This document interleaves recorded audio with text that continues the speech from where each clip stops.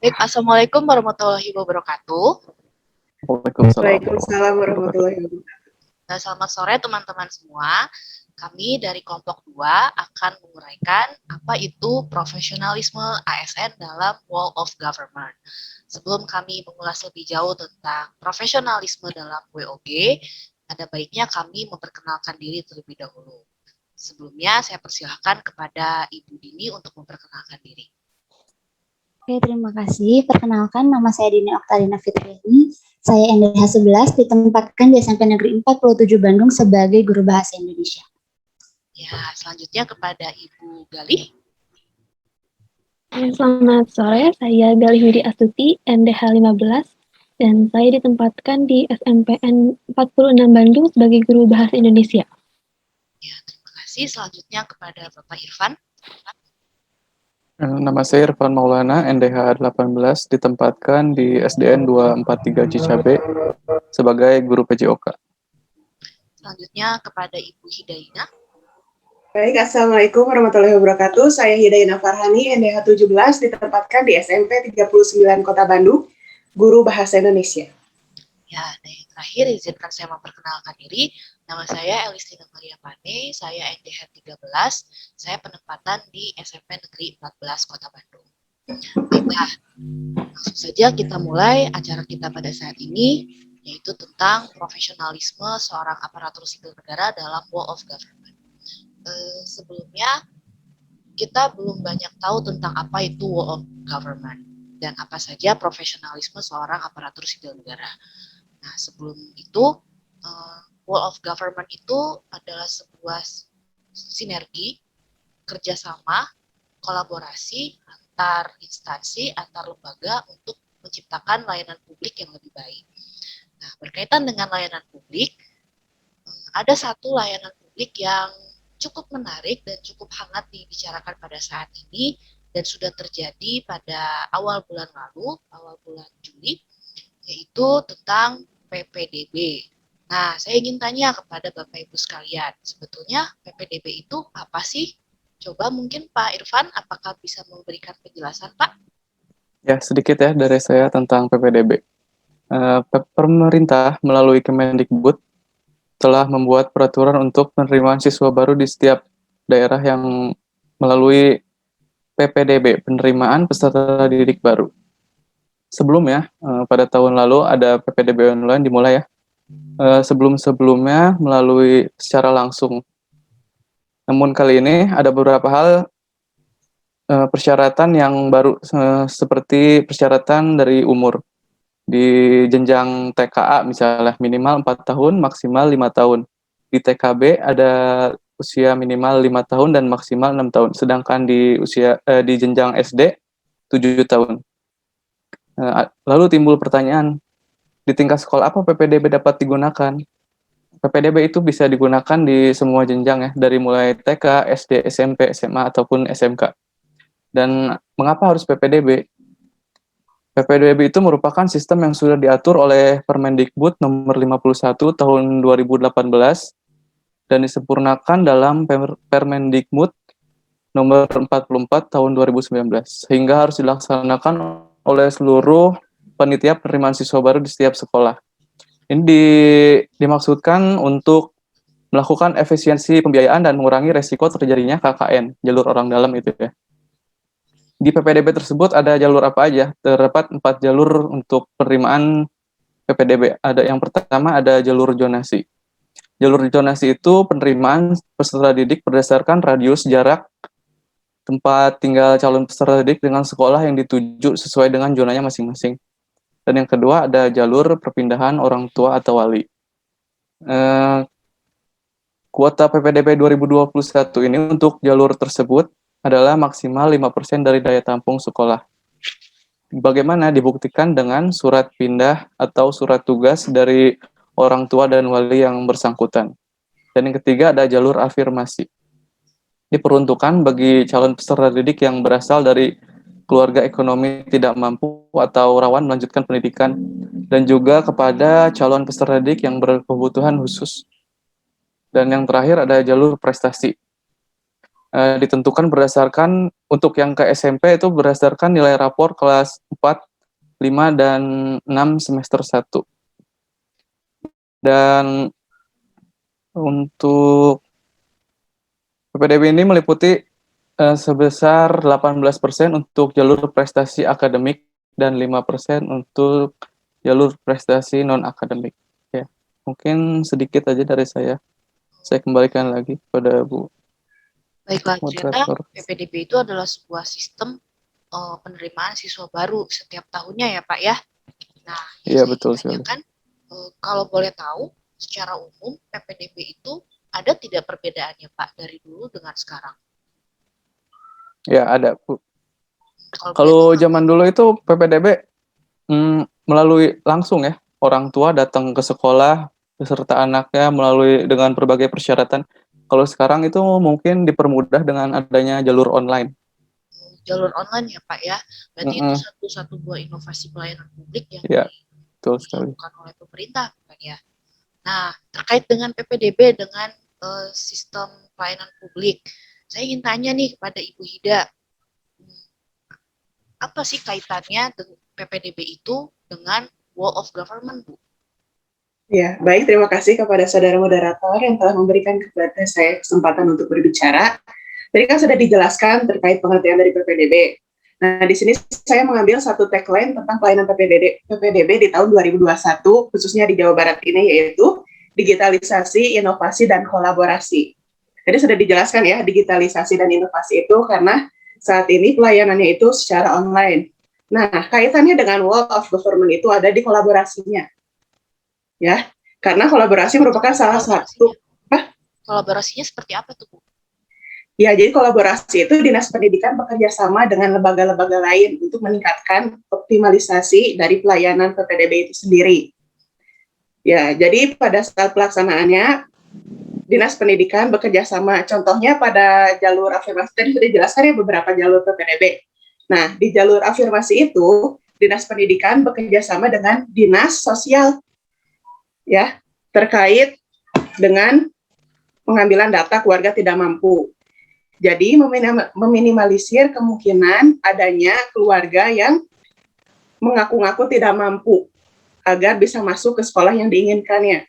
Karena adanya data dari dinas sosial, jadi meminimalisir masalah tersebut. Itu untuk jalur afirmasi contohnya. Nah, untuk jalur zonasi, Dinas Pendidikan bekerja sama dengan Disdukcapil terkait penyandingan data kependudukan dengan data yang ada di Dinas Pendidikan.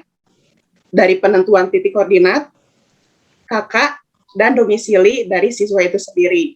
Itu mungkin bentuk kerjasamanya. Ya, sebenarnya zonasi itu kan sudah berlangsung sejak lama ya, dan sudah dan Dinas Pendidikan sudah melakukan banyak kerjasama secara umum untuk zona zonasi ini, gitu, seperti itu mungkin. Jadi PPDB ini memiliki kekaitan dengan dan memang sebuah bentuk dari Wall of Government ya Bu ya, karena di dalamnya itu ada kolaborasi dengan dinas-dinas terkait.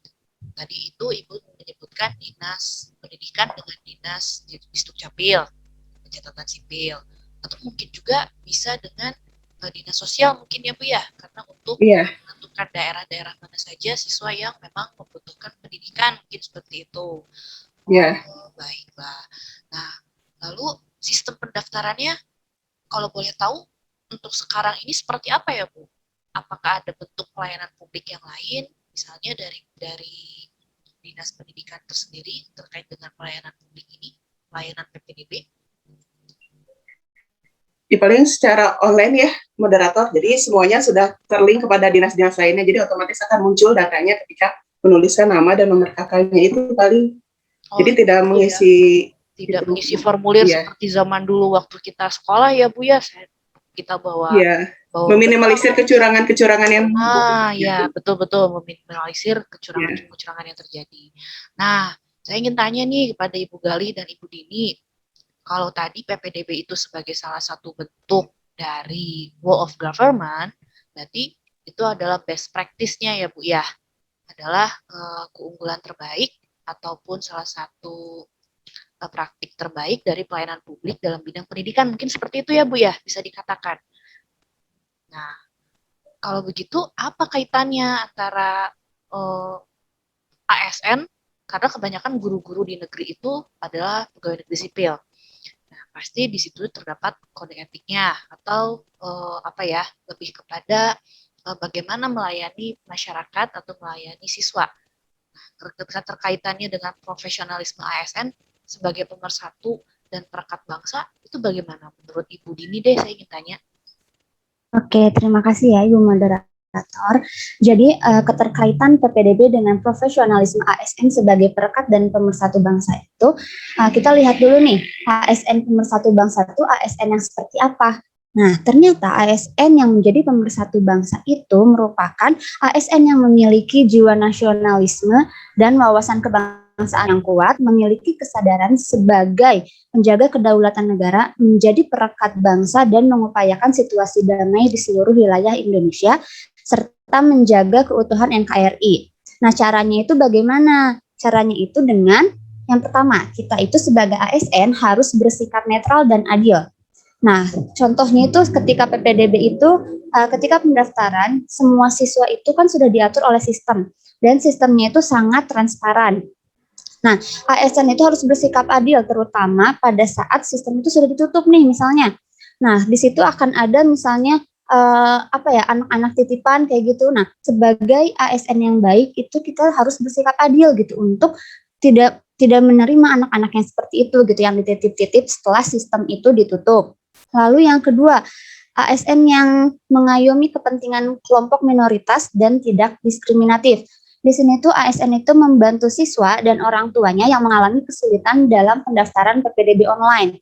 Terlebih siswa yang kurang mampu, tidak mempunyai fasilitas, misalnya tidak mempunyai laptop, tidak mempunyai handphone, terus tidak tahu bagaimana caranya mendaftar online kayak gitu. Nah, sekolah ini harus memfasilitasi dan mengadakan pendaftaran kolektif yang dibantu oleh guru atau operator di sekolahnya masing-masing tanpa adanya pungutan biaya gitu.